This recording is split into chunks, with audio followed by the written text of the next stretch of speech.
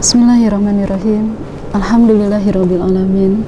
Hamdan katsiran thayyiban mubarakan fi. Alhamdulillahirabbil alamin. Ya Rabbana lakal hamdu kama yanbaghi li jalali wajhikal karim wa amdhi sultanik. Allahumma sholli ala sayyidina Muhammad wa ala ali sayyidina Muhammad, amma ba'd. Bunda-bunda dan adinda yang disayangi Allah SWT, yang dirahmati Allah SWT, segala puji bagi Allah yang senantiasa melimpahkan beragam karunia.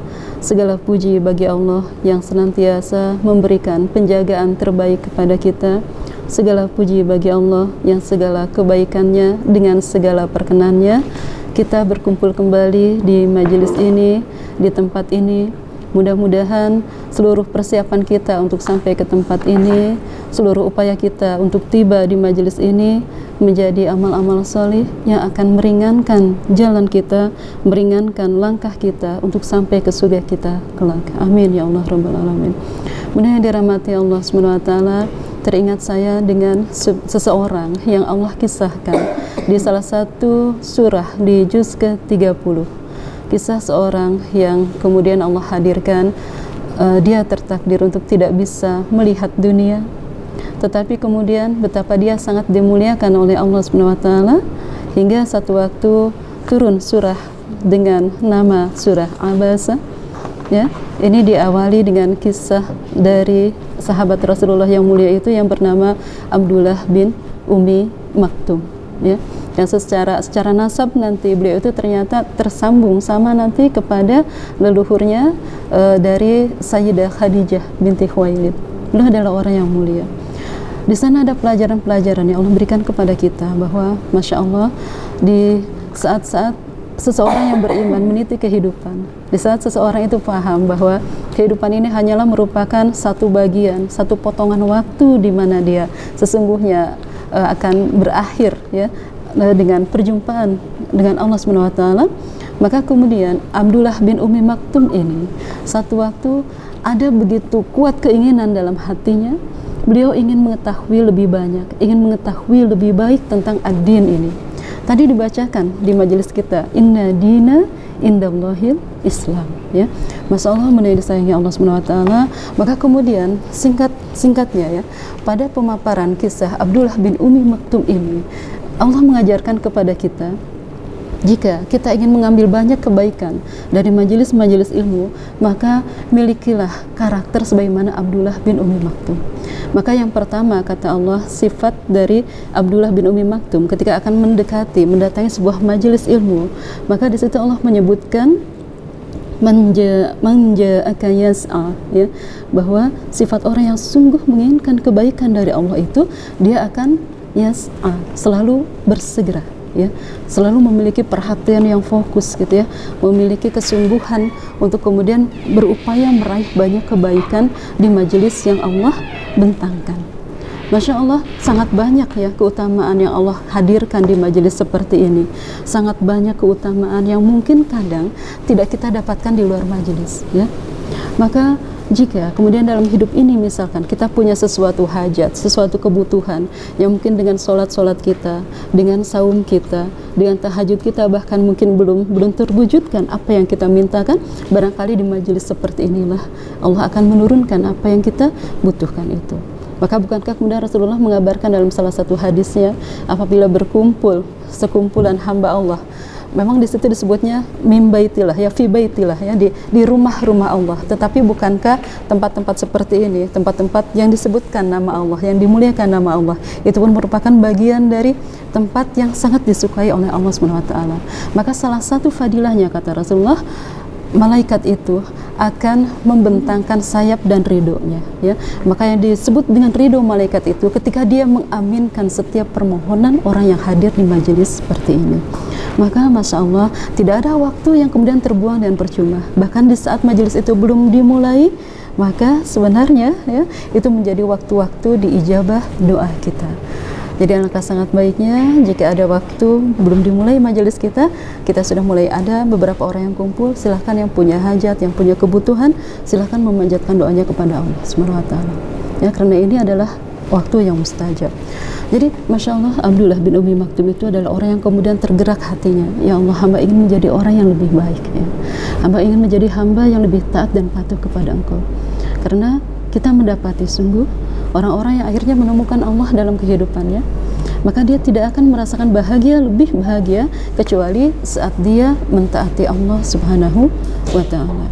Masya Allah, kalau Ali bin Abi Thalib itu dalam penggalan doanya beliau sampai berkata kepada Allah, ya Rabb, cukuplah bagi hamba merasakan bahagia saat hamba menjadikan Engkau satu-satunya sebagai Rabb bagi hamba, sebagai tempat hamba bersandar, sebagai tempat hamba meminta, sebagai tempat hamba menuju, sebagai tempat hamba di mana hamba bisa mengklarifikasi semua rasa yang mengganggu hamba. Ya. Dan kemudian beliau berkata, ya Allah, cukuplah kehormatan bagi diri hamba. Luar biasa ya. Di saat orang lain mencari kehormatan pada sisi-sisi yang lain di kehidupan ini, maka Ali mengatakan, al-karamallahu wajhah itu mengatakan, ya Allah, cukuplah keterhormatan bagi hamba, ya Allah, saat Engkau mengizinkan hamba hadir sebagai hamba Engkau yang selalu mematuhi Engkau sepanjang hidup hamba. Masya Allah ya. Itu tadi satu ya, bersegera ke majelis ilmu. Kemudian yang keduanya, tidak hanya bersegera, kemudian kata Allah, wa huwa yakhsha ya, wa huwa yakhsha. Ada sifat khasyah, ada sifat khusyuk ya, khusyuk. Khusyuk itu Bunda sayang, kalau dilihat, kalau difahami secara bahasa ya, khusyuk itu adalah satu kondisi jiwa di mana dia berada di atas level takut ya, di atas level takut. Jadi takut itu ada takut yang sifatnya manusiawi, tapi ada juga takut yang sifatnya syar'i ya. Takut manusiawi yang seperti apa? Kalau kita nyebrang kita hati-hati ya. Kalau kita sedang menyalakan kompor kita hati-hati gitu ya. Nah, seperti itu, maka itu adalah takut yang sifatnya manusiawi. Tapi takut yang syar'i itu adalah ketika seorang hamba itu terbimbing untuk hanya takut kepada Allah saja. Ya, maka kemudian khosyah di sini, kata khosyah di sini itu menghadirkan rasa takut mendalam kepada Allah, karena tujuannya tadi nanti dia akan mendapatkan buah dari rasa takut dan kesegeraan untuk kebaikan itu, maka Allah akan menghadirkan yatazakka ya, ya zakka, orang yang selalu bersegera untuk membersihkan jiwanya, mensucikan jiwanya. Dan masalah kesucian jiwa itu bukan hal yang kemudian hanya terkait dengan masalah kita full mengagungkan Allah, tetapi ternyata limpahan pantulan manfaatnya itu sangat luar biasa Bunda. Ya, beberapa hari ini ketika kemudian dalam kehidupan saya diizinkan oleh Allah untuk memberikan konseling ke beberapa klien ya, yang kemudian menghadapi hal-hal yang dirasa berat dalam kehidupannya, dan Masya Allah memang luar biasa, Masya Allah gitu ya. Jadi saat itu saya mengambil satu sisi bahwa ternyata ketika kita mampu seperti tadi ya, makanya Ali bin Abi Thalib mengatakan, cukup bahagia bagi saya ya Allah ketika saya menjadikan Engkau sebagai Rabb saya. Dan itu yang kemudian saya mencoba bersihkan ya. Kemudian disayangnya Allah, Masya Allah. Jadi orang yang mensucikan jiwa itu kembali memancar ya, memancar manfaatnya untuk dirinya, ketika dimanapun akhirnya dia akan merasakan ketenangan, dimanapun dia akan merasakan kenyamanan. Terlebih saya sangat berharap ya untuk Bunda dan Dinda yang hadir di sini yang sudah mendapatkan tentang hakikat kodok dan kodar juga seperti apa ya. Rasanya ya Allah, saya ketika memahami hal itu ringan rasanya semuanya ya. Ketika terjadi sesuatu hal hanya tinggal tersenyum aja ya, karena tahu semuanya sudah diaturkan dengan sangat baik oleh Allah Subhanahu wa taala. Namun yang dirahmati Allah, dan ada satu ayat yang barusan rasanya saya kebagian membaca ayat ini ya, seperti sesuatu yang menggedor jiwa yang sangat dalam ya. Di surah ketiga ini, ayat-ayat ini sangat istimewa ya. Ayat-ayat ini sangat istimewa. Ayat yang tadi pembukanya ketika Bunda Wastika bacakan, saya sudah mulai rasa agak lain suasana hati saya. Ketika Allah mengingatkan, yauma tajidu kullu nafsin ma amilat min khairin muhdara wa ma amilat min su'i tawaddu law anna bainaha wa bainahu amadan ba'ida. Masya Allah ya, ingatlah kata Allah pada hari ketika setiap jiwa itu mendapati balasan atas kebaikan yang telah dikerjakannya ya. Setiap jiwa mendapati balasan atas kebaikan yang telah dilakukannya ya. Dan juga dihadapkan kepadanya ya, balasan atas kejahatan yang telah ia kerjakan. Jadi tidak hanya kebaikan, tapi juga keburukan yang pernah dilakukan. Dan orang-orang yang kemudian mendapati keburukannya lebih banyak dari kebaikannya, dia mengatakan seperti ini, Dia mengatakan, lau anna bainaha wa bainahu amadan ba'ida. Ya Allah, ya, mereka mengatakan, mereka berharap, ya Allah, sekiranya ada jarak yang jauh, ya, antara hari itu, maksudnya hari perhitungan itu, dengan hamba saat ini yang sedang berdiri di hadapanmu, ya Allah. Ya, Masya Allah. Nah, mudah-mudahan dicintai Allah, suasana-suasana rasa seperti ini akan selalu kita bawa sebenarnya. Paling tidak di 5 waktu sholat kita, sholat wajib kita bawa itu kepada Allah Subhanahu wa taala. Betapa kemudian dalam salah satu doa iftitah, misalkan kita membaca Allahumma ba'id baini, dan Allah dan Rasul mengajarkan begitu, ya. Allahumma ba'id itu, iftitah itu, doa iftitah yang seperti barusan saya sampaikan, itu dibaca justru saat kita beraktivitas di siang hari. Sedangkan di malam hari Rasulullah mencontohkan lebih banyak menggunakan wajjahtu wajhiya lilladzi, dan seterusnya itu di salat-salat di malam hari. Tapi di siang hari Allahumma ba'id baini, ya, wa baina khotoyaya. Benar disayangnya Allah pun saat kita memahami jauh dalam gitu, ya, tentang kalimat Allahumma ba'id baini, Bunda, permohonan kita kepada Allah. Kadang kita menggunakan diksi kata ya Rob, ya Rob, ya Rob. Dan Allah juga mencontohkan banyak, ya, kayak kalimat Robana kan banyak kan, atau Robi, ya, Robi Firli, banyak seperti itu. Tapi kenapa di pembuka sholat di situ kalimatnya adalah Allahumma. Itu saja sudah menjadi sebuah kalimat yang menawan jiwa sebenarnya, Bunda. Ketika kita mengatakan Allahumma, bukankah itu pengakuan terdalam jiwa kita bahwa tidak ada yang bisa melakukan hal ini, ya Allah, kecuali Engkau, ya? Dan hamba datang kepada Engkau, ya Allah, mengakui semua kelemahan hamba, ya, Allahumma. Jadi memang Masya Allah gitu, ya. Jadi kita baru bertakbir saja sudah suasana hati kita itu sebenarnya sudah sangat terbawa larut, ya, dengan bacaan yang kita sampaikan, dengan permohonan yang kita sampaikan kepada Allah. Apalagi kemudian kita mengatakan Allahumma, apa yang hanya bisa Allah lakukan itu dan tidak ada yang lain yang bisa melakukan hal itu. Maka di situ dia lanjutkan ba'id baini. Dalam kata ba'id itu, Bunda, Adinda, itu ada 3 cara penulisan, dan ketiga cara penulisan kata ba'id itu juga memiliki makna yang berbeda, ya.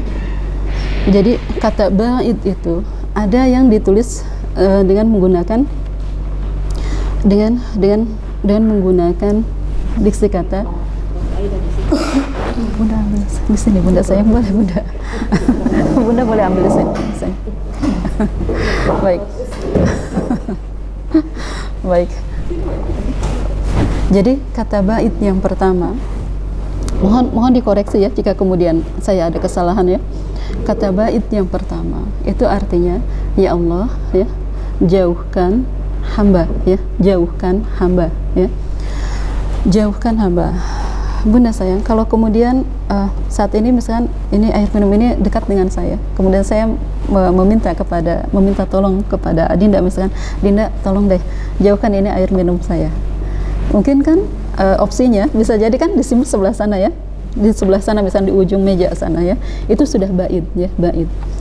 Tapi penulisan pada kata ba'id dalam doa iftitah yang kita baca bukan ba'id biasa, ya, bukan ba'id. Kalau itu ba'id biasa, ya, ba'id itu berarti digeser ke tempat yang agak jauh tapi saya masih bisa lihat, ya, itu ba'id, ya, ya. Kalau dikatakan kemudian ada lagi penulisannya menggunakan sidah, ba'id, ya, ba'id gitu, ya, ba'id. Kalau ba'id seperti itu, maka kemudian pastikan bahwa ini lebih jauh lagi, ya. Jangan di sana, tapi pastikan lebih jauh lagi tempat air minum ini, ya, jauhkan dia dari saya. Tapi kalau dalam iftitah kita menggunakannya kalimatnya ba'id, huruf ba-nya yang menggunakan alif setelahnya. Apa artinya? Kalau ba'id, kita minta pada Allah, ya Allah, jauhkan hamba dari segala keburukan yang pernah hamba lakukan sejauh Engkau memisahkan timur dan barat. Timur barat pernah ketemu? Tidak pernah, ya. Timur dan barat tidak akan pernah ketemu. Itu artinya harapan kita, ya Allah, jauhkan hamba, jaga hamba setelah sholat yang hamba tunaikan ini dari kesalahan yang mungkin tadi hamba lakukan sebelum hamba sholat, ya, pada sesuatu yang mungkin hamba tidak akan menemukan lagi, hamba tidak akan melakukan lagi kesalahan yang sama itu setelah hamba sholat ini, ya. Baik, jangan pertemukan lagi hamba dengan kesalahan seperti ini, ya Allah, selamanya, ya. Bahkan kemudian harapan kita bukan sekedar dipertemukan di dunia, sampai akhirat pun, ya Allah, jangan pertemukan lagi. Artinya apa? Kalau kita berharap tidak dipertemukan lagi dengan kesalahan dan keburukan kita, artinya kita berharap Allah betul-betul menghapuskan kesalahan-kesalahan kita. Ya kan, kalau sudah dihapus, nggak ada lagi kemungkinan untuk bertemu. Gitu. Namun yang disayangi Allah dan luar biasanya, apa yang kita mintakan kepada Allah, apa yang minta dihapuskan, khotoya ya, khoto itu kalau satu kesalahan, bunda sayang, satu kesalahan itu disebutnya akhto, ya, akhto, ya, itu satu kesalahan. Tapi kalau khoto itu menunjukkan kesalahan yang sangat berlimpah. Jadi masya Allah bunda sayang, seseorang yang kemudian mengawali sholatnya dengan wudhu yang benar, kemudian dia sadar ketika dia menghadap kiblat. Kiblat itu juga saya pernah sampaikan di sini ya, itu punya makna setara konotasi dan denotasi. Apa yang disebut dengan kiblat ya, rasa apa yang hadir ketika kita mendengar diksi kata kiblat. Kita menghadap kiblat, kita membaca doa tadi, Allahumma ba'id baini wa baina khotoya, gitu kan, dengan dosa-dosa kami. Dan kalau dikatakan khotoya itu ya, itu artinya limpahan dosa yang sangat banyak. Ya Allah, ya, jangan pertemukan hamba lagi dengan limpahan dosa hamba, dengan limpahan dosa yang sangat banyak. Tetapi kan ya di sana kan diulang 2 kali ya, khotoya ya, gitu kan, khotoya ya. Kalau ya yang terakhirnya itu adalah pengakuan. Ya Allah, hamba mengaku dalam sholat ini hamba membawa dosa yang sangat banyak, ya. Dan ya Allah, hamba berharap kepada Allah banyaknya dosa hamba ini tidak Engkau pertemukan lagi hamba dengannya, ya. Hamba mengulanginya atau hamba dipertemukan nanti di akhirat, jauhkan ya Allah hamba dari hal itu. Itu masya Allah. Dan kalau kita memahami hal itu dengan benar, doa itu dengan benar, bunda, ketika itu meluruhkan perasaan kita. Seringkali tetesan air mata itu, kalau guru kami mengatakan seringkali tetesan air mata yang tertumpah ketika sesuatu ibadah sedang kita tunaikan itu menjadi penanda bahwa Allah menerima ibadah kita. Pun saat kita meminta maaf kepada Allah ya, teralirkan air mata kita, itu adalah konfirmasi insya Allah Allah mengampuni kesalahan-kesalahan kita, ya. Dan itu kalau sudah terampuni ketika kita iftitah, begitu masuk ke Al-Fatihah, Allah akan berikan semua apa yang kita minta. Dan saya katakan bahwa Al-Fatihah itu bukan sekedar pembuka. Al-Fatihah itu apalagi kalau misalnya dikatakan pembuka Al-Quran, bukan hanya itu maknanya. Apalagi dikatakan pembuka kitab, ya, pembuka bacaan, bukan. Tetapi Al-Fatihah itu, kalau bunda memahami kaidah bahasa Arab, kaidah nahu, kalau sesuatu huruf ya menggunakan alif lam di depannya, itu secara kaidah semestinya ada kata yang mendahulunya atau ada kata yang setelahnya, gitu. Ya, tetapi saking istimewanya Al-Fatihah, suratul Fatihah, cukup dengan dituliskan Al-Fatihah, tetapi maknanya bukan sekedar pembuka, bunda ya. Tetapi Al-Fatihah itu adalah surah yang akan membuka segala kebaikan hidup dunia, kebaikan hidup akhirat yang sangat engkau perlukan. So, ya. Jadi bunda yang dirahmati Allah SWT, tadi di sini ada harapan, bunda yang disayangi Allah ya. Seorang hamba yang penuh dengan kesalahan, dan kita tidak ingin seperti itu. Kita baru tersadar minta dijauhkan ya dari amal-amal buruk kita, catatan amal buruk kita itu nanti. Soalnya kalau kita sudah masuk alam kubur saja sudah tidak ada kesempatan itu. Ya, bahkan dalam sebuah riwayat saya pernah mendapati bahwa jangankan meminta diampuni saat kita di alam kubur ya, menyebut nama Allah saja Allah sudah tidak mau. Allah sudah mengusir orang-orang yang menyebut nama Allah ya di alam kubur. Karena terlambat kita. Waktu kehidupan dunia yang Allah berikan sudah sangat panjang, sangat banyak, ya. Kenapa kita tidak bisa memperbanyak zikir kita kepada Allah Subhanahu wa taala? Ya. Dan kemudian disayangi Allah, kemudian Allah di sini melanjutkan wa yuhadirukumullahu nafsah, ya. Wa yuhadirukumullahu nafsah. Dan Allah memperingatkan kamu akan dirinya, ya. Allah mengingatkan diri kita semua akan kekuasaan Allah Subhanahu wa taala. Tetapi Allah menutup ayat ini dengan sesuatu yang melegakan perasaan kita. Allah mengatakan wallahu raufum bil ibad, ya. Tetapi Allah sangat penyayang kepada hamba-hambanya. Sekali lagi, hamba itu sebenarnya adalah capaian tertinggi ya dari setiap manusia yang pernah hadir di muka bumi ini. Karena kalau kita satu waktu sampai kepada level hamba Allah ya, maka bukankah itu yang menjadi awal dari jaminan keselamatannya Allah berikan saat kita dipanggil oleh Allah ya. Ada kalimatnya bunda ketika Allah mengatakan di dalam akhir-akhir surah Al-Fajr ya, ketika Allah mengambil nyawa seseorang, kemudian disampaikan oleh malakul maut ya, salam dari Allah, kemudian dia menyampaikan ayat Allah ya, ya ayyatuhan nafsul mutmainnah irji'i ila rabbiki radiyatan mardiyah fadkhuli fi ibadi. Kan berarti benar ya? Sebutan hamba itu adalah sebutan yang sangat mahal gitu. Sebutan yang sangat bergengsi gitu. Jadi sebenarnya yang kita harus cari di dunia ini ya, kita harus betul-betul nanti berada pada posisi hamba Allah.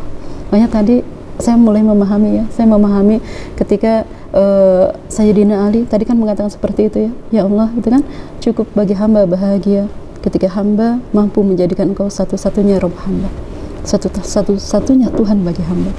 Dan rasanya ayat ini ayat yang setelahnya yang tadi saya baca itu membuat perasaan saya semakin bercampur aduk ketika Allah menyebutkan kul in kuntum tuhibbunallah ya, kul in kuntum, katakanlah, in kuntum itu menunjukkan sesuatu kesungguhan ya Bunda ya, sesuatu kalimat yang kesungguhan yang serius. Akan Allah mengatakan begini, katakanlah, kata Allah, jika engkau sungguh-sungguh mencintai Allah ya, mencintai Allah, fattabi'uni, maka ikutilah aku. Maksudnya di sini konteksnya ikuti aku itu adalah ikuti Rasulullah Sallallahu Alaihi Wasallam. Benar dicintai Allah. Kita hari ini berada di bulan Rabiul Awal ya, bulan di mana Rasulullah dilahirkan. Kita persis berada di tengah-tengah bulan Rabiul Awal.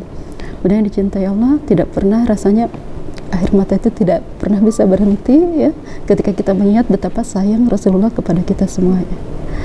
Benar dirahmati Allah Subhanahu wa taala, Rasul yang sudah sangat dimuliakan oleh Allah sejak kehadirannya, bahkan dari sebelum kehadirannya. Ketika ayahanda kita dulu Nabi Adam ya dan Sayyidah Hawa untuk menikah pun ternyata kan maharnya adalah salawat kepada Rasulullah Sallallahu Alaihi Wasallam. Jadi orangnya belum ada ya, tapi salawatnya sudah ada. Dan itu menjadi mahar pernikahan di antara mereka. Masya Allah. Dan nanti di setiap pintu surga itu kan yang terukir itu kan nama Allah dengan nama Rasulullah Sallallahu Alaihi Wasallam. Ya. Dan Rasulullah itu kalau tadi Allah menyebutkan bahwa dirinya itu Ra'ufum bil ibad, Rasulullah pun disebutkan oleh Allah di penghujung surah ke-9 At-Taubah, laqad ja'akum rasulun minkum ya. Masya Allah ya. Ya. Apa kalimatnya Bunda? Qad ja'akum baik. Masya Allah. Qad ja'akum rasulun harisun alaikum bil mu'minina raufur rahim ya, bil mu'minina ya. Dan ternyata Rasulullah pun memiliki sifat rauf. Jadi rauf itu Bunda saya, rauf itu kayak misalnya gini ya, kalau kita ambil menjadi sifat manusiawi, rauf itu Bunda kasih sayang yang sangat luar biasa. Yang kalau misalnya seorang orang tua, misalkan orang tua memiliki sifat raufnya, ini terlepas dari teori parenting ya. Ini saya hanya ingin memberikan ilustrasi saja tentang sifat rauf.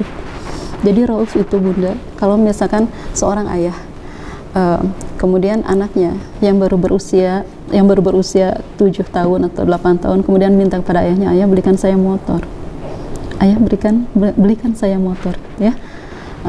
Saya katakan ini kita lepas dulu dari teori parenting ya, saya hanya ingin menjelaskan tentang rauf itu seperti apa.